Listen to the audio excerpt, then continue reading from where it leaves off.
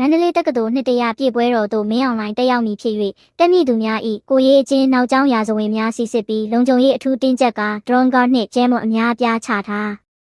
မန္တလေးတက္ကသိုလ်နှစ်တရာပြည့်ပွဲတော်သို့အကျန်းဖတ်မင်းအောင်လှိုင်တက်ရောက်မည်ဖြစ်၍တက်မြင့်ကျောင်းသားကျောင်းသူများဆရာဆရာမများနှင့်မန္တလေးမြို့ခံများ၏ကိုရေးအချင်းနောက်ကျောင်းရာဇဝင်များကိုစစ်တပ်ကအထူးစီစစ်ပြီးလုံခြုံရေးအထူးတင်းကျပ်ထားကြောင်းမန္တလေးတက္ကသိုလ်မှဆရာဆရာမအတိုင်းအသူများတိုင်းကပြောဆိုသည်မနက်ဖြန်အောက်တိုဘာလ4ရက်နေ့တွင်မန္တလေးမြို့မဟာအောင်မြေမြို့နယ်83လမ်းပေါ်ရှိမန္တလေးတက္ကသိုလ်တွင်ရာပြည့်အခမ်းအနားဖွင့်ပွဲနှင့်ဆက်ဆက်အခမ်းအနားကိုကျင်းပပြုလုပ်မည်ဖြစ်ကြောင်းမန္တလေးတက္ကသိုလ်ရာပြည့်ပွဲတော်သို့မင်းအောင်လှိုင်နှင့်မိန်းမကျူကျူလာတို့ကလာရောက်ဖွင့်လှစ်မည်ဖြစ်ကြောင်းထိုအခမ်းအနားတက်ရောက်မည့်သူအားလုံး၏ကိုရေးချင်းများကိုစစ်ဖက်ရေးရာလုံခြုံရေးတပ်ဖွဲ့ကစီစစ်ပြီးခက်တံဝန်ထမ်းများနှင့်အမျိုးတော်သူများဆွေမျိုးတွင်နိုင်ငံရေးအမှုဖြင့်ထောင်ချထားသူများရှိပါကတက်ရောက်ခွင့်မပြုကြောင်းသိရှိရသည်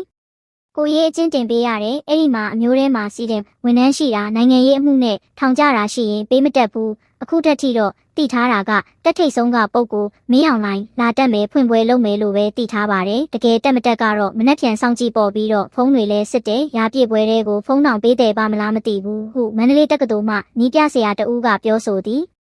ထို့ပြင်မန္တလေးတက္ကသိုလ်ပတ်ဝန်းကျင်တွင်ဒရွန်ဂျမ်များဒရွန်ကားများကိုလည်းချထားပြီးဆက်သွယ်ရေးဖြတ်တောက်ဆက်များတင်ဆောင်ထားသောကားများကိုလည်းမန္တလေးမြို့တွင်လှည့်လည်မည်ဖြစ်ကြောင်းမင်းအောင်လှိုင်တက်ရောက်ချိန်တွင်ဒရုန်းဖြင့်လာရောက်ပုံကျဲမည်ကိုစစ်တပ်ကစိုးရိမ်သဖြင့်ဆက်သွယ်ရေးဖြတ်တောက်ဆက်များစွာချထားခြင်းဖြစ်ကြောင်းသိရှိရသည်